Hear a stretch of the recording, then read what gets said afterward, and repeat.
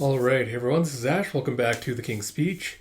So I'll do a proper channel update probably next week, but a quick TLDR for what's happening this week with regards to the channel. So as you know, One Piece review is on this video. So apart from that, today I'm going to spend mostly catching up on Akane Banashi because I am super behind on it and I really need to catch up. I really enjoyed the first 5 chapters, so I'm looking forward to catching up with the rest. So I'm going to try to get at least a minimum 5 chapters of that read and out today. Might do more depending on how I feel and everything, but we'll see how that goes. Without further ado, let's get into the One Piece chapter review with One Piece chapter 1061, Future Island Egghead. We have Germa 66's An Emotional Excursion, Volume 19, Escape, a successful rescue of Niji and Yonji. Translation Stephen Paul, lettering by Vanessa Satone. So cover story is finally looking like it's wrapping up, just in time for the Vegapunk reveal at the end of this chapter. So yeah, as usual, we'll go from the beginning to the end with my thoughts on everything and all that. So with the cover story, since this, I assume, happens a few weeks ago, a month ago, based on, the fact was intercut between Wano and apparently, I assume when the Straw Hats left Whole Cake Island first. There's possibly there's a possibility we'll probably see a Mads reunion happening at some point, but I'm not holding my breath. I don't really care about it too much. I'll talk a little bit more about some tangentially related stuff to that at the end. So with the first page, give me a second here. So pick up where I left off the last chapter. With Luffy grabbing Chopper in one hand, stretching out to grab Bonnie in the other. Which leads to, I think, some of Oda's better paneling kind of work in the recent stuff. We have like a Jaws almost scene with like the shark shadow coming up to Nom on the Sunny. So Bonnie kind of like warns Oda, saying like, hey, look down, the monster's still there. And I gotta say, like, the menace you feel from like the Jaws shark, like it looks really good and frightening and scary looking. But the moment you see the next page with like the goofy kind of like Disney-esque design with like the upturned nose and like the little cartoonish kind of fangs and like what's that fuck them, was it Muttley or something, the fucking evil one is like that does the fucking grin thing from one of the I can't remember which cartoon it is, but like that's the exact kind of energy I get from the shark. So yeah, pointed nose kind of makes it a bit hard for me to take it seriously as a threat, but I do like the underwater image a lot.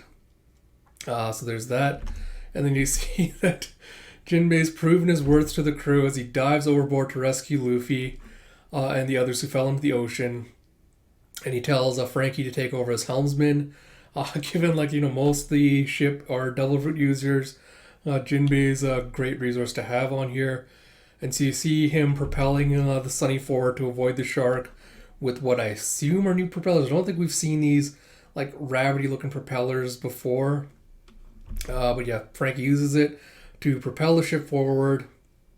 The shark targets it with its little targeting system and blows up the Sunny and capsizes everyone. So small aside here before we get into the rest of the chapter. A lot of people after Wano were speculating were theorizing that because there's been theories for a while now that the giant tree on Elbaf that we saw in the flashback with Big Mom is possibly the treasure tree Adam, and that we might be heading there next to fix up the Sunny, which we think at least the keel is made of Adam wood anyway. So yeah, after they dropped off the waterfall at Wano, I think a lot of people were speculating that because they did something so stupid, the Sunny would end up damaged, and Frank would be like, "Oh, I need to get some more wood to repair it," and they'd have to head there somewhere to find out where they could find some Adam wood. That didn't end up happening, but it makes me wonder if it'll happen now after the shark blew up the ship a little bit. So yeah, because I expect this arc to be around Zoe length. I don't think it's gonna like drag out for a couple of years like Wano Whole Cake Island. I don't think it's gonna be a super big arc. So needing to repair the ship and possibly learning from either Vegapunk or someone else that they can find Adam Wood on Elbaf could be like a good kind of segue to lead them into that as an next arc. Because I know people are saying like or wondering like, oh, are we really gonna get to Elbaf? Like, I feel like given how much has been teased and talked about, how it ties into Big Mom's flashback, it'd be weird if Oda was willing to do like a mini science arc, but was going to skip Elbaf. You know, given like the whole gigantification, how everyone keeps talking about how giants are like these great warriors and everything. It'd be weird if we didn't get to Elbaf at some point. But we'll wait and see what happens with that. I know, like, apart, this is just speculation because that could, of course, just be Oda being like, I needed an excuse to get, the Straw Hats knocked off so they could have the encounter they have at the end of this chapter.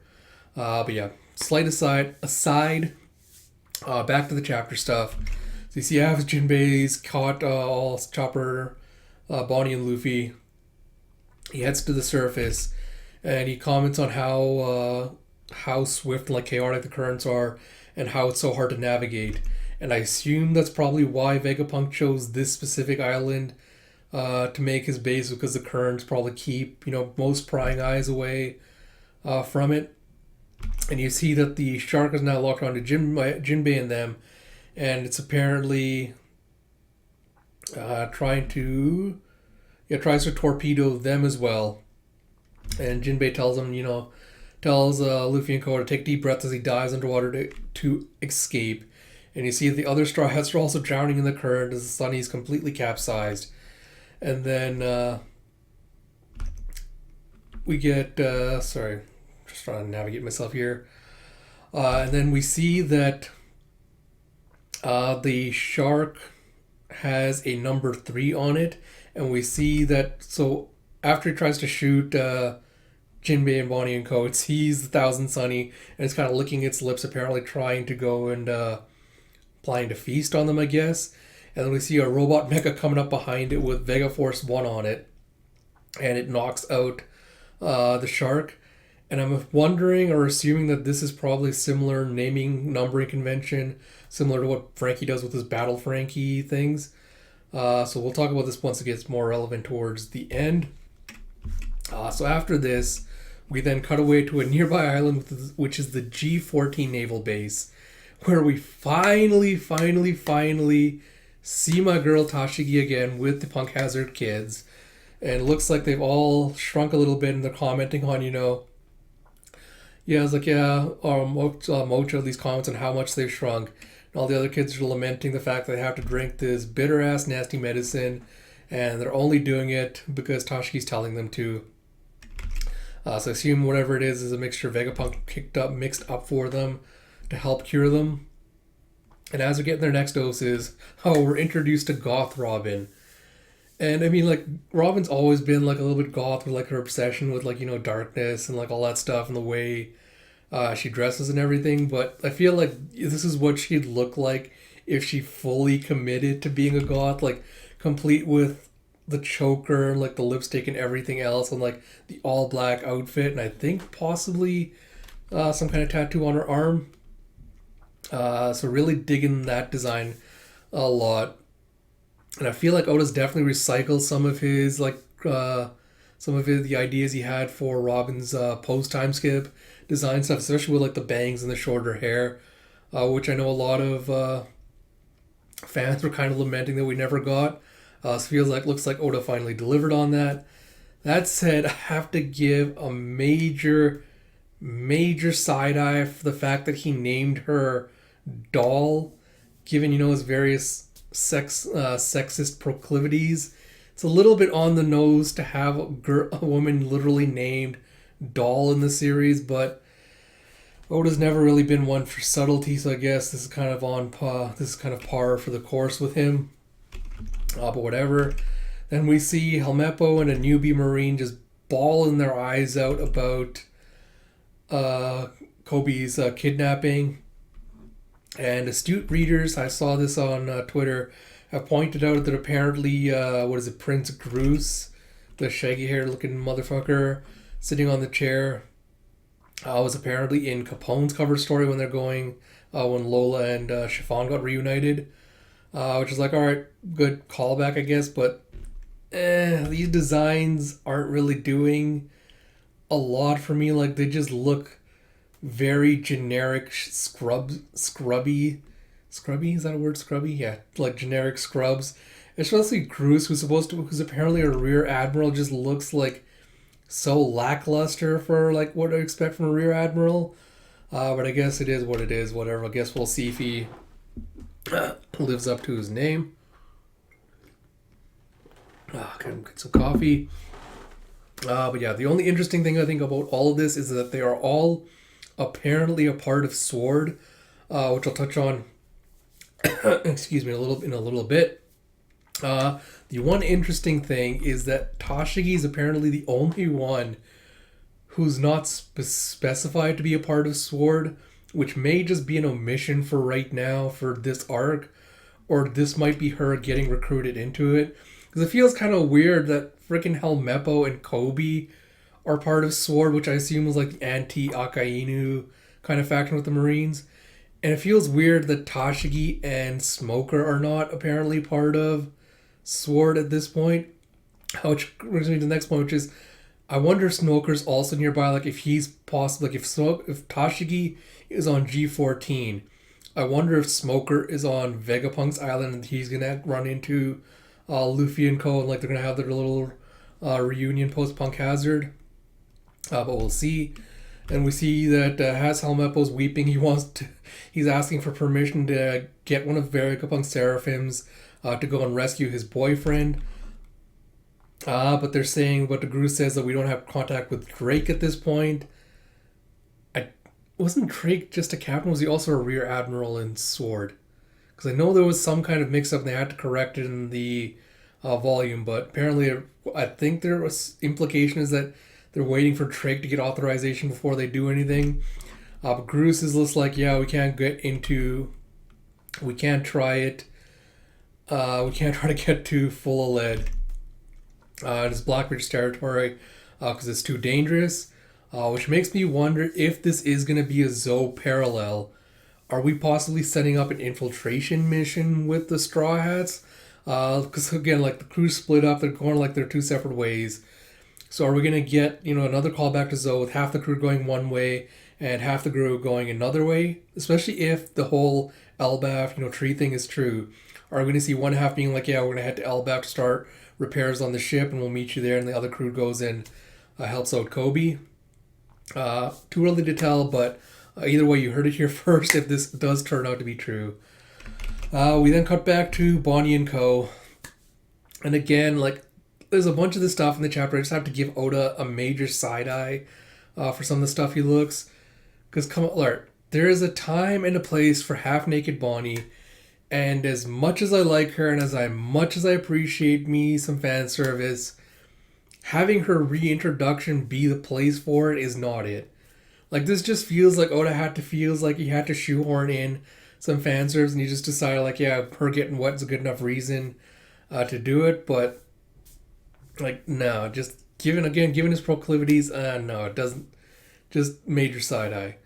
But I do appreciate how thoroughly annoyed with Luffy's blasé attitude she is, because if I'm being real, I've also started to find Luffy just extremely, extremely irritating. Same with Shitty. Like, every time he does his bullshitty crap ass, like, oh, Nami Swan, Robin Swan BS, it just grates on my nerves so badly. Like, and I think it's mostly because of just how one-dimensional the Straw Hats have become. More and more so in the time skips, but like these two especially, I've just like gotten on my nerves really bad. But aside from that, we then find out that Bonnie is here by herself in the Shark Rector's ship. Because like Jinbei asks, like, where's your crew? What happened to them? So another minor digression. The case for Bonnie for Straw Hat is getting more and more likely with this chapter. And I'm not just saying that because, I'm supremely biased towards it because I theorized about it. But unlike the other supernovae that allied with Luffy, like Law, Kid, all those other ones, they all had their own crews. Like, even the Grand Fleet had their own crews. So it made sense, like, of course, they're not going to be on the main ship with the others. But Bonnie, unlike all of them, is alone. Like, she doesn't have a crew. She doesn't really have, any attachments that are barring her from joining. And given how much intrigue has been built up around her tied to a lot of the key players, like, Akainu, Kuma, and all that. I feel like, it wouldn't be. Oh, what's the word I'm looking for? Oh, God, sorry, my brain is just completely glistening, but I wouldn't think it'd be out of the realm of possibility that she could potentially join as Strat. But yeah, we'll see. Because I know after Yamato, it's kind of like odds are significantly less given how much Oda built up Yamato joining. But I already talked about my criticisms of that. But I'm just saying, she doesn't really have any place else to go. So even if she's just hitching a ride with the Strats for the next couple of arcs, I think I'm also okay with that. So then we see, so she mentions that she's hungry and that she wants to find some food. And Luffy's like, oh yeah, we should find a restaurant somewhere. And that's when Bonnie admonishes him again because she's like, you dumbass, we're on Egghead Island, which is a marine base. It's home to Vegapunk. There's not going to be any restaurants here. And she says she came here on business because she has some business. Oh, she came here because she has some business, not on business. She has some business with Vegapunk. I'm guessing likely related to Kuma being turned into a pacifista and why and whether there's a way to turn him back into a normal person again. So we'll see what happens with that. I will say I did dig the cracked shell island design for Vegapunk's thing with like a little circular thing. I feel like the design is really, really familiar. Like I feel like I've seen it somewhere before, and at first I thought it was something related to Sonic the Hedgehog. Because as soon as I heard Egghead Island, the first thought that jumped in my head was like, all right, Vegapunk's gonna be bald, and this is gonna be a thing like people just rag on him for, is him being bald, and it's like that's why they called it Egghead Island, as like a little in joke apart from the fact it looks like an egg. But like I assumed that Vegapunk would look something like Eggman, that he's gonna be bald, he's gonna have a huge mustache. But more on that later. We'll talk about that once we get to his reveal. And then we see that we cut back to the other Strats as the big mecha that punched the shark grabs the Thousand Sunny and the Strats up in its arms as it's taking them back to shore. I assume. I don't think we know if it's actually moving or not. Rescues them from the water. And as it does, the person that comes out from it is lamenting that it's another failure and questions why isn't it possible to control the urge of living creatures. And that's when we get the reveal that we've been waiting literal ages for. I think it's been over 600 plus chapters at this point since Vegapunk was name dropped. And we finally meet Dr. Vegapunk. And he is a she who introduces herself by saying that they're naive for thinking she saved them because she's a government agent and they're pirates. And you can call me Dr. Vegapunk. So yeah, let's talk about this reveal a little bit. So first, like I got it the most obvious out of the way. She is like the most Nami clones of Nami clones that we've got in the series. Compared to like characters like say Rebecca, and some others that we've seen in the series, like compared to like Nami for having same face. Vegapunk's design is almost uncanny valley in how creepily her face looks similar to Nami's, especially at the very end when you have the big close up on the face only, and you have like the all you can call me Dr. Vegapunk. Like you change the hair design around, like it is Nami to a T, and it's a little bit kind of creepy and weird. Yeah, we'll talk a little bit about some of that related stuff later. But on to other stuff about that. Yeah, let's talk about the chapter, I guess, as a whole. So the most obvious and pressing thing, I guess, to talk about is the fact that Vegapunk is apparently actually a woman. And part of me says, yeah, of course, this is exactly the kind of BS Oda would pull in a bit, be surprising and unpredictable. So yeah, on the one hand, like of course, it's exactly the kind of thing he'd pull. No one would ever guess that Vegapunk was a woman. But yeah, before we get further into it, mini digression. I went back because I saw the spoilers and stuff of this chapter. So I went back to the chapters where Vegapunk was talked about or mentioned. in the previous ones, in previous chapters, to kind of get a feel for like how much of a retcon this is. And in almost pretty much all of them, they used he/him pronouns when talking about Vegapunk. Now, I think the scans translation at least says that the person calling themselves Dr. Vegapunk talks like an old man. So Oda could try to retcon it with the, everyone just assumed Vegapunk was a dude because of the speech pattern, similar to Kaku.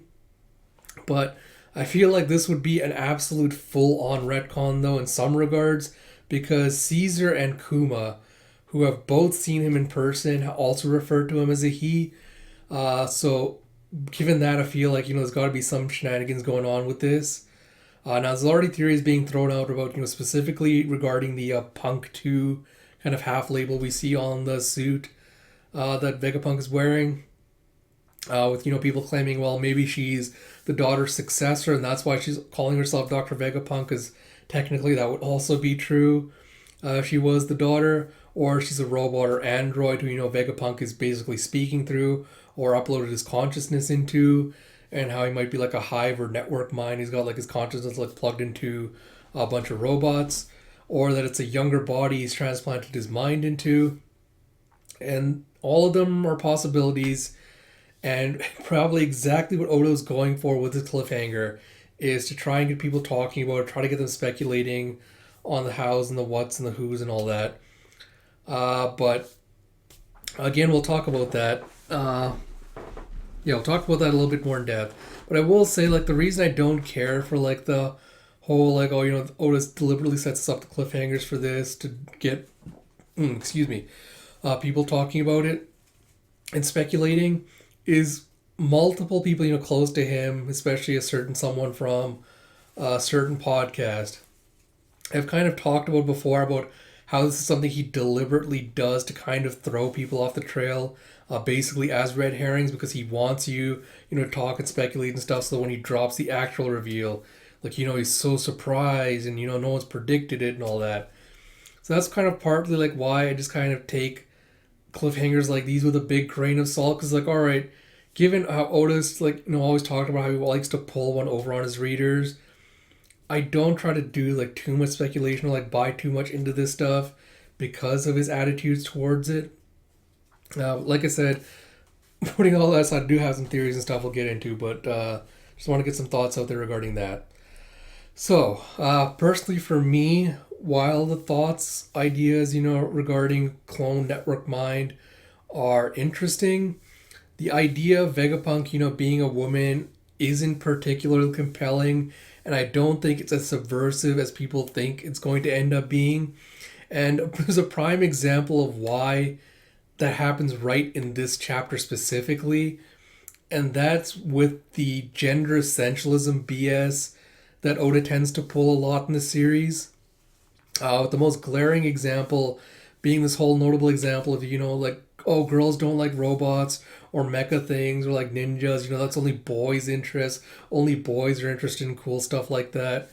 And we see that in this chapter, literally, with both Frankie and Usopp just, going all star-eyed, goo-goo gaga over the Vega Force 12 giant mecha robot that picks them up. And I'm sure if Luffy and Chopper were here, they'd also be reacting to it the same way.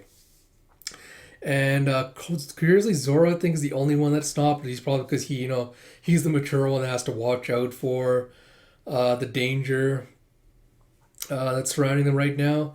But of course, Nami and Robin are kind of just like unimpressed, blank faces, staring at the robot. And it's again, we've kind of repeatedly seen Oda pull over and over and over and over again.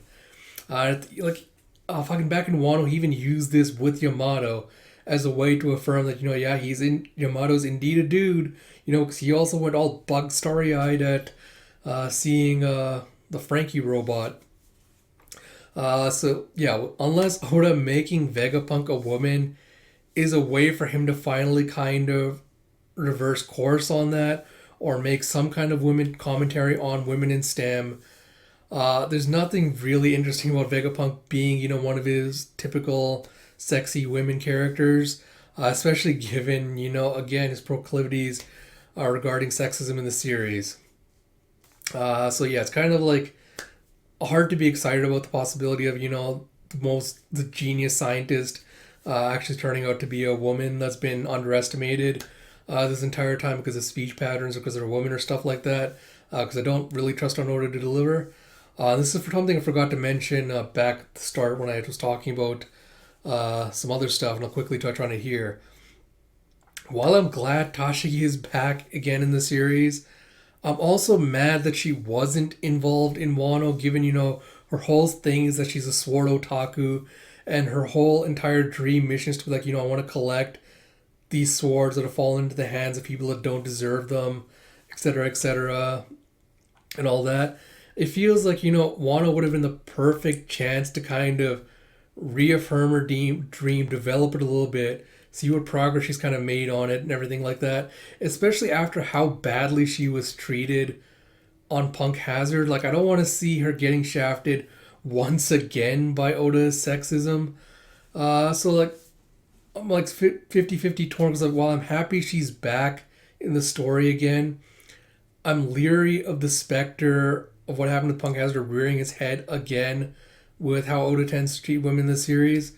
But yeah, so that's why like the whole Vegapunk thing isn't really hitting me that hard. It's kind of just making me more cautious than anything. But we'll see what happens with that. But yeah. What else was I going to say? I'll touch on quickly the primal desire stuff because I think that's just a short theory things before we get into like the longer theory stuff. So when he's talking about like why isn't it possible to control the urge of living creatures, there's two places my mind kind of went to. One being the Seraphim project, of course, which makes because if the Seraphim are meant to be actual replacement clones of the warlords, down to the fact that Vegapunk is potentially trying to mimic their powers in the Seraphim that he's created. Maybe that's what the whole living creatures urge thing is. Fucking line is in relation to is like how do I replicate that power, devil fruit power in a cyborg or robot? Like how do I control it, override it, things like that. So that's kind of like one area where my mind went to. The other one I was thinking of just as I read this chapter this morning was more related to awakening because we know Vegapunk has experimented with awakening, or at least we're assuming he has. I'm assuming he has, based on the Impel Down stuff and everything that happened on experimenting with the whole Punk Hazard reveal if he was experimenting with prisoners. Yeah, so based on that, based on how we know that the Awakened, at least Impel Down zone users tend to be kind of mindless, animalistic, acting on instinct. Same with Chopper, how like when he was first transforming without the Rumble Ball, how he's kind of becoming like mindless, animalistic, and instinctual. I wonder if Vegapunk's trying to find a way to perfect awakening to kind of reduce those drawbacks. So if you have an awakened jail user now, perhaps he's trying to find a way for them to retain their consciousness so that the animal side doesn't completely override the human side. But we'll see with regards to that. Just like I said, it's some more speculation I'm tossing out. What else? Yeah, but with that said, now we can get into the really outlandish theories, courtesy of yours truly. And this is one I haven't seen bandied about yet, probably because it's only something I could have come up with because of how bananas it is. And that's probably also because I'm the only one that's probably singularly obsessed with this idea. And odds are good Oda's even forgotten about it. So the grand theory is that the person calling themselves Vegapunk is actually the model, inspiration, namesake, successor, clone, whatever you want to call it, for the person we've come to know as Sora, Warrior of the Sea. I know this is an out there theory, but bear with me. For those of you that have no idea what I'm talking about, kind of a quick refresher. So back during the end of Zou, like the start of Whole Cake Island, we learned that there used to be a comic strip that ran in the World Economic Journal, the newspaper in the One Piece world. And in the comic strip, the comic strip was about a subject named, or marine hero, sorry, called Sora, Warrior of the Sea.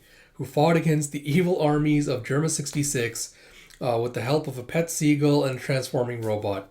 And I think with that, you can kind of see where I'm going here.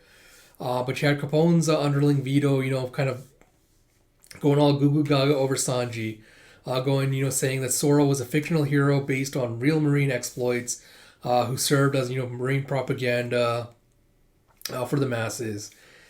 And now I didn't think much of it before two things happened. One being that Sanji's mother was also named Sora. And yes, I know this is somewhat akin to, the legitimacy. This is somewhat akin to having the same legitimacy as, two characters are related because they have the same hair color, whatever.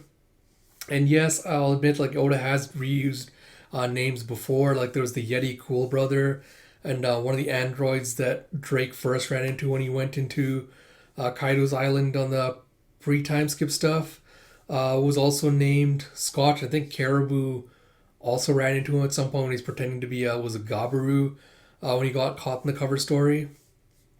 But yeah, so there is, like, precedent for two characters being the same, but bear with me. And the second fact that kind of made me think there's something more to it is that the fact that the comics were eerily accurate about what the Vinsmoke's powers were, and now two could easily be explained away as, either Judge modeled it after the comics, or that, he modeled it after some Germa ancestors, the Judge modeled after some German ancestors, and that's how the Marines knew about it, etc. Or, the Marines even did it because we don't know, I think, how long the comic strip has been running or how long it's been around. Like, based on the fact the law is, 28, 30-ish, and that he read it as a kid, I'd say it's been around for, 20-ish years. So the possibility that, they just based it off of Judge and his kids isn't completely out of the realm of possibility, but again, I don't really buy into that. Same with the ancestors bit especially. And the reason I don't buy the ancestor bit being the inspiration or the way the Marines knew about it is that the Vivre card data book specifically said that science was not a big part of Germa before Judge took over as leadership. And I don't think that's completely true because I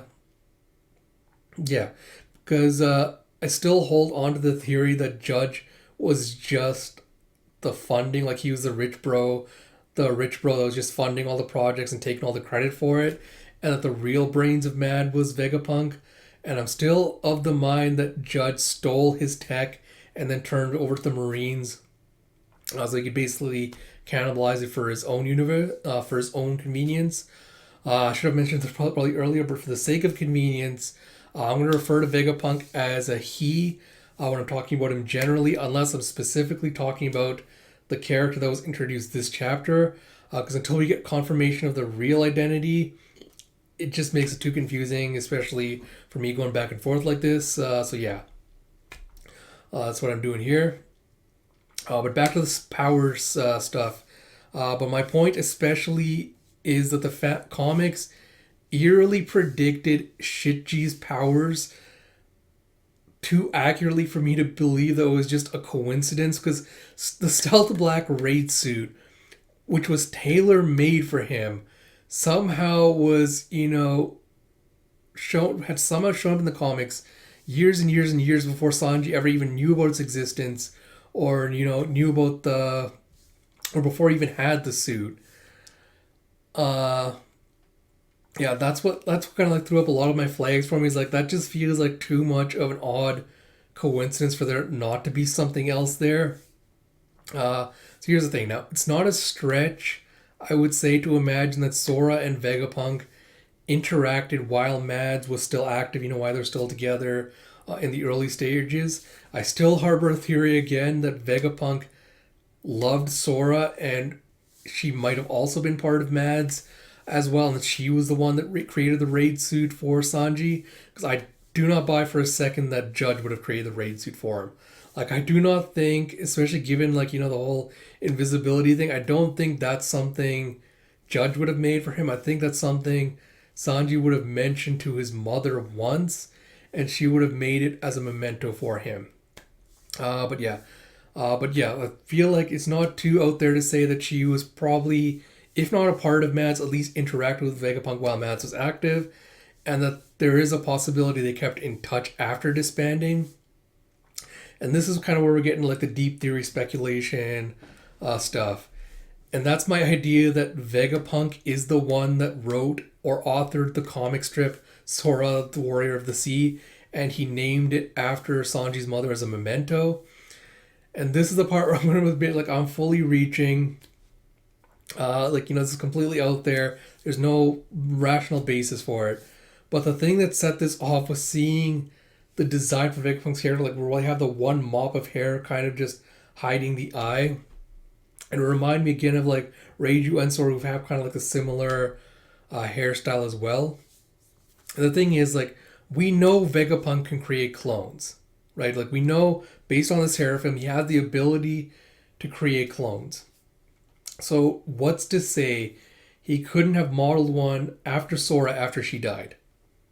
And given the age, like, I'm assuming the character looks around 20-ish or so, if we assume the clone grew up as a normal person, like, again, based on the fact that the Seraphim are kids, and assuming he didn't want to, like Judge did, like, have them grow up in the tank, until they mature within, like, what, 5 years or so, the timeline would match for, this character being like, yes, I'm Sora.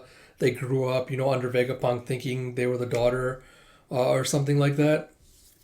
But yeah, either way, I think part of this or all of this will be easy to prove or disprove in the next couple of chapters, depending on what direction he goes. But I wanted to get it out there because there's a lot of my theories that have been sitting on for ages and ages and ages that this arc could validate, or invalidate as it may be. And I felt like that was just the most pertinent one with regards to this chapter especially. The other ones I'll hold off on the moment because I don't want to get too deep into this and make this video longer than it needs to be. So I'll wait for the opportune moment to kind of drop those. But I will say I'm wondering how much of this arc will deal with the blending of science and magic. As that's another prominent, theory of mine has been like the importance of souls with regards to, devil fruit mechanics. So it'll be interesting to see like how much of that we explore. Especially because I think Oda has said like multiple times, like, one day in the future, a character will show up who will explain devil fruit mechanics, how they all work, etc., to the Straw Hats. So I think you're finally getting his promise to deliver on some of these secrets he's been holding close to his chest for a while. So we'll see if he actually does deliver on this, or he's just gonna kick the can further down the road again. But one last kind of speculation thing before I'll wrap this up. So going back to Vegapunk's line of, like, controlling the primal urges makes me wonder if he's experimenting with biotechnology of some kind, because we know back when Frankie found his secret lab back on was it Futureland Baltimore, we know that, like, in the secret lab he found, he's experimenting with research that covered battleships to human cells, which makes me think, rather than trying to give machines sentience, like, rather than making, like, a shark act like an actual shark, or like a shark achieve sentience, be able to rationalize and think on its own, he's attempting to either merge humanity, brainwaves, the soul, whatever, with machines, which would make more sense than with regards to why he made the Seraphim children and not like adult mindless robots. Like, he might be trying to, find a way to create the ultimate human, like, body, personality, whatever, like, as a way to potentially find a way to research or create immortality and remain invulnerable as a way to stave off disease, hunger, all that stuff. It'll be interesting to see, like, if Oda's good, because based on the fact I still think Greenville's a retcon, given like how drastically different his personality was, the fact that he's a government lapdog compared to the SBS, where it's heavily hinted that he was not going to be. I'll be interested to see if Oda's going to do the same with Vegapunk, because again, back when we had the Futureland Baltimore stuff, all the citizens talked about how kind Vegapunk was, and how he cried when the artificial, like, heating dome thing he tried to build wasn't working, and he wanted to make people's lives easier, but he's restricted by, lack of technology, the lack of progress in technology, and the lack of funding. And back then I theorized, that's why he joined Judge and Mads in the first place, because, despite Queen and the others all being kind of amoral scientists, he needed funding, he needed technology, and he needed someone that was at least close to his level of intelligence, a group of people that were close to his intelligence, so he could kind of bounce ideas off of them. And I think that's why he possibly stayed with the Marines as well, because they would provide him with the funding to be able to undertake all this research that he wanted to do. And if I'm right about the ancient kingdoms, ancient kingdoms' technological prowess, he's probably trying to achieve what they did. Like he's probably finding scraps, hints, notes of the marvels that they were able to accomplish, and he's probably trying to replicate the same things, trying to find out, what happened to them. But yeah, like I said, either way, right now all of this is just complete speculation. We're at the start of this arc, so still a lot of time to either have a lot of this proven or disproven, and whether Oda will deliver on his promise to start explaining away these mysteries. Like I said, I have so many years devouring devil fruits. Specifically, I'm interested in seeing like how close or far off the mark I was, like how good my analytical skills were. So I guess this arc will test that. But yeah, with all that said, I'm going to end the video here. I hope you all enjoyed my crazy bananas theory. Sorry, I should have said just bananas theories. But yeah, as always, if you like my content, please do like, comment, subscribe, all that good stuff. Like I mentioned at the beginning, I will have some Akane videos out sometime today, so look forward to those. There'll be a proper channel update sometime next week, so look forward to that. I'll talk about read-throughs and stuff are coming to the channel. Till next time, this is Ash. Talk to you all later.